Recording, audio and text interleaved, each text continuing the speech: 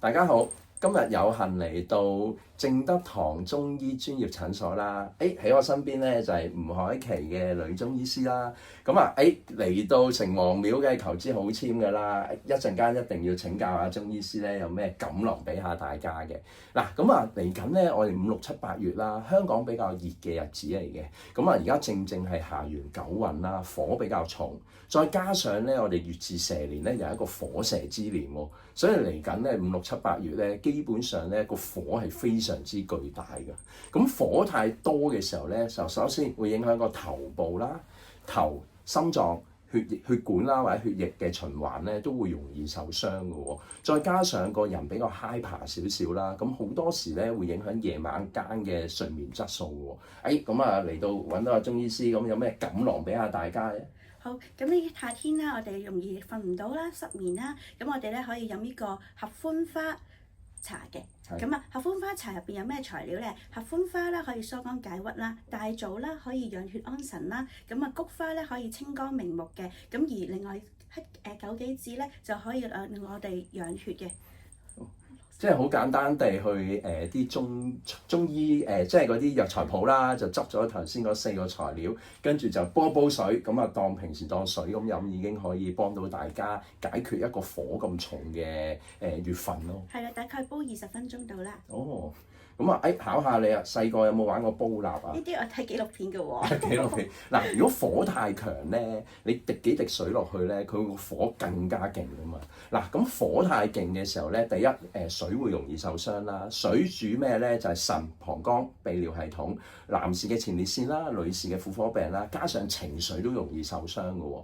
而個火咁巨大咧，烈火就必容金嘅。屬金嘅器官咧都要特別留意喎。屬金嘅器官咧就會有肺啦、呼吸系統啦，另外咧金是大腸啊嘛，啲腸胃啊都特別差嘅喎。咁喺中醫嘅角度咧，對呢一方面點樣可以解救咧？係啦，咁我哋中醫角度講啦，冷在3九，熱在3伏啦。意思係咩咧？即係喺冬天最凍嗰3日，同埋夏天最熱嗰3日，我哋做一啲特別嘅膏藥去刺激我哋嘅特定嘅穴位，就從而令到我哋免疫力提升翻，嚟達至一個冬病夏治同埋夏病冬治嘅作用嘅。咁例如你冬天嗰陣時候容易發病啊，有風濕痛啊、腸胃痛啊，或者咳嗽或者鼻敏感啊，咁我哋就會喺夏天最熱嘅3日，即係我哋嘅小暑到呢個處暑呢段時間，呢30日入邊嘅其中3日黐特定嘅3伏貼藥貼，或者係隔薑火龍灸，咁都可以達到一個治病嘅效果㗎。哦，幾好喎！咁另外以玄學角度啦，俾大家少少嘅錦囊啦。一個咁熱嘅天時咧，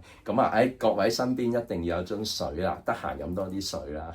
咁另外啦，亦都要避開火嘅嘢。點樣避開火啊？譬如一啲 BBQ 啊，或者打邊爐啊，盡量就少食為妙啦。再加上咧，我哋平時咧都好多有啲火嘅嘢揸喺手喎，譬如咩啊？手機啦，因為手提電話咧其實係電子嗰啲器材啦，iPad 啊、iPhone 啊，或者其他嗰啲資訊科技嘅嘢咧，其實好多時個火太重啊。建議大家臨瞓之前半個鐘咧，可能遠離少少啲電子產品啦，可能熄咗佢先，等自己可以安神靜氣咁樣去睡眠咯。加上啦，以傳統嘅玄學角度咧，子時每日嘅子時，即係夜晚黑嘅11點到第2朝嘅凌晨1點咧，呢個就係一個水好重嘅時間嚟嘅。如果大家可以喺11點前上床就寢，即係休息多啲咧，咁可以吸納啲水氣咧，對大家個運程都有幫助㗎。咁以中醫角度有冇類似咁嘅睇法咧？有㗎，我哋講咧中醫角度11點到1點夜晚嘅時候咧，行緊呢個膽經嘅。咁1點到3點行緊一個肝經。咁膽係做咩㗎？膽係主決斷能力嘅。咁同埋膽汁分泌為我哋嘅消化系統啦。咁如果我哋喺個膽經嗰陣時候瞓覺嘅話咧，咁我哋嘅消化系統功能又會好咗啦。咁同埋決斷能力都會高咗嘅。咁而我哋肝經嘅時間瞓，即係1點到3點嘅時間瞓咧，咁係幫我哋疏肝解鬱啦、解毒排毒啦，同埋養肝啦。